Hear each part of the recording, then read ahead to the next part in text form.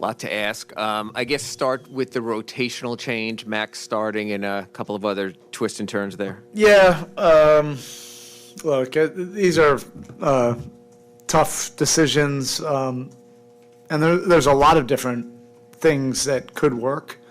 We just felt at this time, this particular time, that these moves may clean up some things, with the rotation.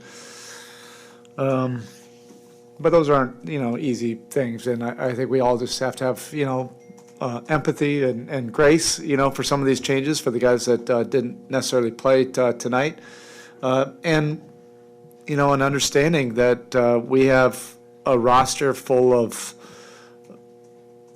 proven, capable guys, and we're going to need everybody. Particularly as we get this final push and get into the playoffs. A lot of this is going to be matchup based, but for this particular time, we just, we had to do some things, and we'll just keep an open mind, to what we may need to do, moving forward. Erik, it did seem like it was about more than one move, though. Yeah, no, this wasn't a one-move thing. We were very disappointed about the last 4 games, and this has been trending really even before that while we were winning. And again, it's not an indictment on anybody. Sometimes, these things can be chemistry things. Sometimes it's just the flow of certain guys playing off of each other. So you can finish your question. Yeah, no, I mean, to follow on that, it seemed like you wanted to get out, well, a couple of things. You got Tyler out there with some minutes with Bam earlier. Yeah. It seemed like you subbed Tyler in differently. Instead of subbing in for the 2 guard, you subbed in for Jimmy. But then also additionally, it just seemed like you wanted to get more shooting out there at times with Jimmy playing more, I guess, at the 4. Were there layers to this? There were a lot of different layers to this. And again, it's just one game. Our roster is deep, and our roster checks a lot of different boxes, which we feel you need in the playoffs. Each, if we're fortunate enough, to play multiple series, they have totally different needs and complexions, and we feel our versatility and our depth is really one of our greatest strengths of this team. But yeah, we just felt at this time, to be able to maximize the strengths of our, most skilled, most talented offensive players, we felt like these moves made sense right now. But, we'll be open-minded, to do whatever's necessary moving forward. You often talk about relief points in games. What about a relief game during a losing streak? Yeah. How nice is it to exhale, at least for the moment? Yeah, I think it helps, for everybody. But I don't mind these stretches. They force you, if you approach it the right way, to address things. These are things that we had been feeling for, a few weeks, and it wasn't a matter of a lack of effort or a lack of want or a lack of commitment. There's some things, detailed things that we needed to address, and we're going to have to continue to address them and try to get to, another level, a better version.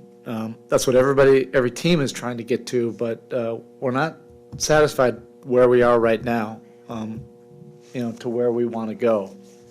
What does it say about how much someone is a hoop head that a day earlier they lose in the Elite Eight to Kansas in Chicago, and the next night they're at your arena, Jim Larranaga, taking in tonight's game? What does that say about him? What an absolute basketball junkie. I love him.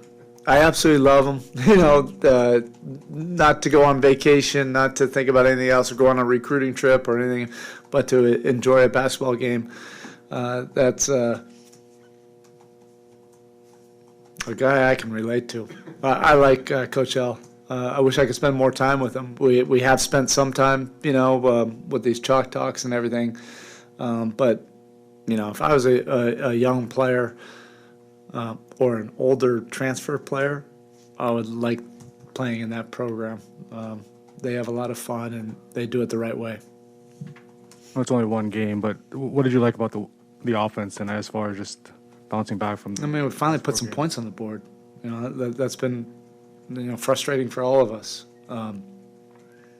and we need to continue to get better. But the ball and body movement was better. Less holding. We're moving the ball. Guys were able to play to their strengths, but it was less stagnant for sure.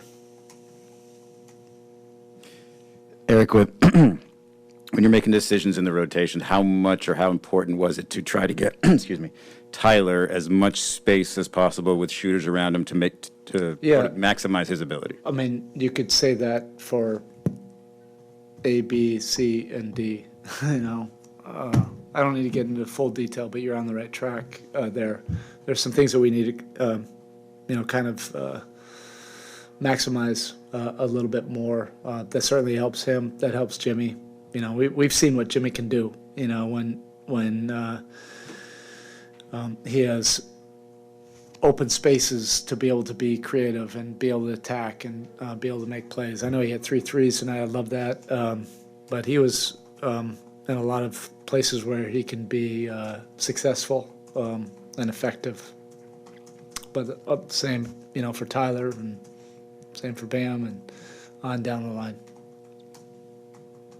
Regardless of the efficiencies and everything, Max and Duncan can do so many of the same things. With that starting unit, do you expect it to, at least offensively, operate and function differently?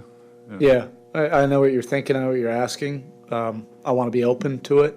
They are different players, so I want to be open to the possibilities of how it can look differently. They're both really important to our team, and I think it's easy just to put them in the same box. They're not. I just think, at this time, this made sense, but they're both really important. Thanks, Coach. Okay, thank you. Erik, practice tomorrow? No.